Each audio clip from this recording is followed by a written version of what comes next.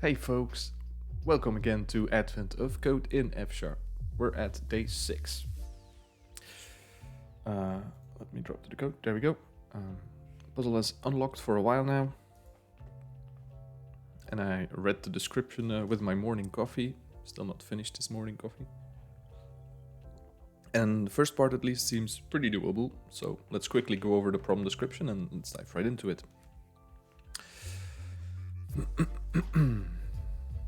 So we're leaving camp on foot and we begin to make our way toward the Starfruit Grove. One of the elves gives us a handheld device. He says that it has many fancy features, but the most important one to set up right now is the communication system. Do we have extensive experience with signal-based systems? Oh yeah, it was previous years apparently. Cool. He convinced the other elves that it would be okay to give you the one malfunctioning device. Surely you'll have no problem fixing it. As if inspired by comedic timing, the device emits a few colorful sparks. To be able to communicate with the elves, the device needs to lock onto their signal. The signal is a series of seemingly random characters. We receive it one character at a time.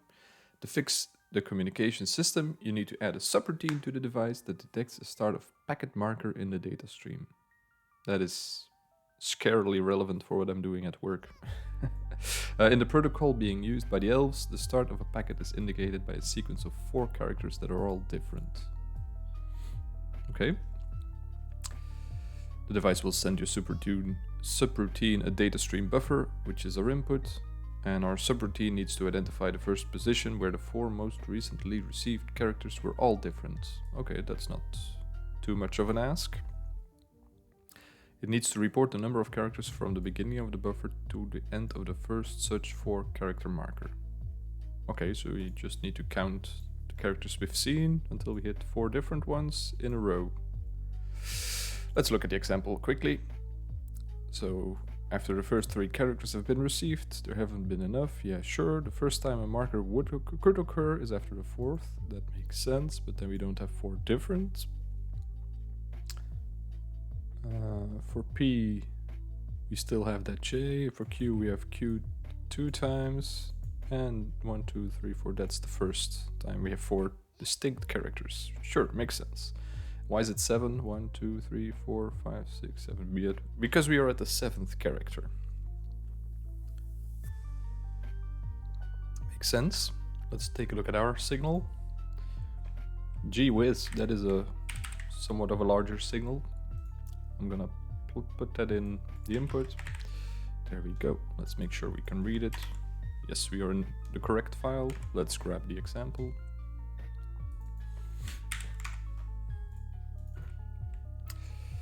This is the example. We don't need all of this string splitting magic. It's just a string.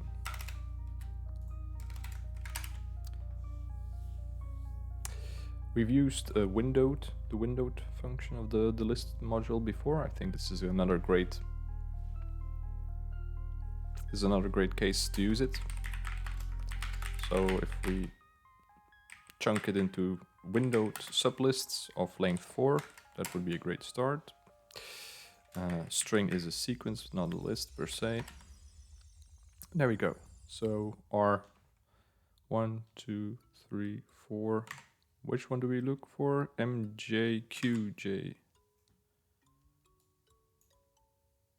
Sorry, no, that's the first ones.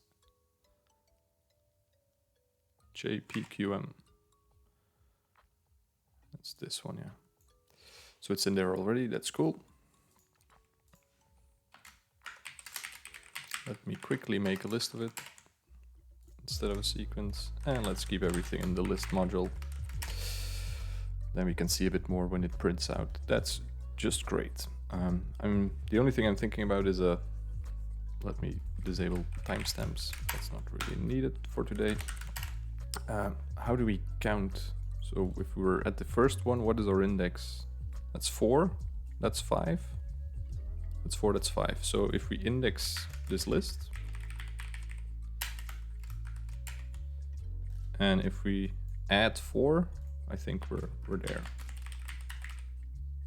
Can I do something special? List.index. No. okay. That's okay. We have the index and the chunk. Let's call it window. Do I need parentheses? Apparently we need parentheses for a tuple. That makes sense. And we increase index by 4. And keep the window as is. I think this will help us a lot.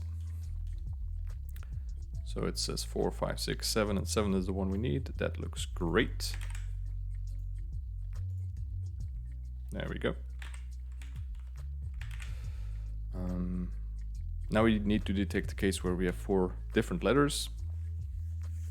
It sounds like set. If you need to have a count of distinct things, set might help here. So let's convert every window into a set.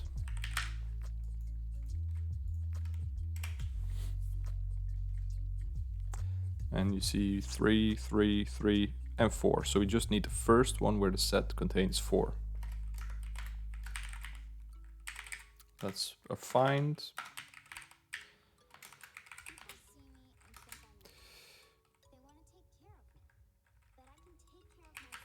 And that's the number of characters, and that's our distinct letters. And if our distinct letters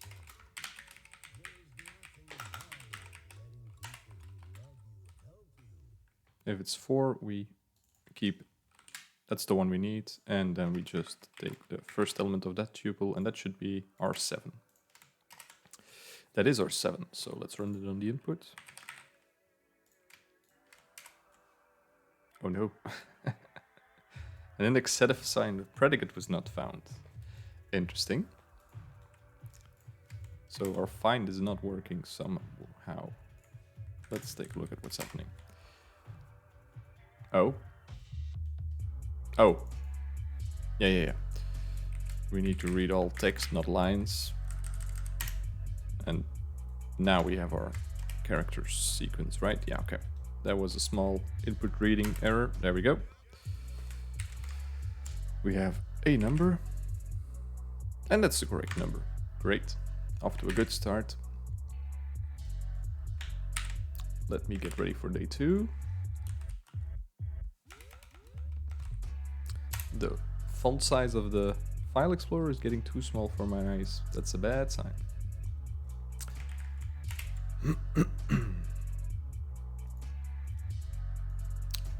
Is it still working? It is still working. Cool. Let's take a look at part 2. Our system is correctly detecting packages, but it still is not working.